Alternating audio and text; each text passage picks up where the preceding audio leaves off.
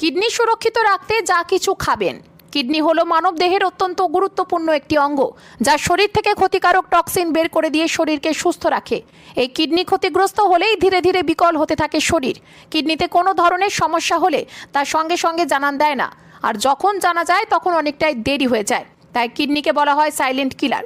তাই আমাদের আগাম সতর্কতা নেওয়া প্রয়োজন। এমন কিছু খাবার রয়েছে যা খেলে সুস্থ থাকে কিডনি। কি সেগুলি জানুন।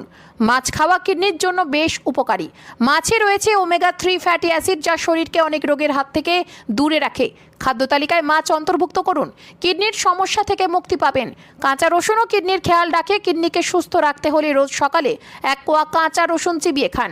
এছাড়া কিডনির জন্য বেশ ভালো একটি ফল হলো আপেল। গবেষণায় দেখা গিয়েছে যে যারা নিয়মিত আপেল খান তাদের মধ্যে কিডনির সমস্যা অনেকটাই কম। এছাড়াও খেতে পারেন বাঁধাকপি। এতে ফাইটোকেমিক্যাল ও অ্যান্টিঅক্সিডেন্ট রয়েছে, যা কিডনির স্বাস্থ্যের জন্য ভীষণ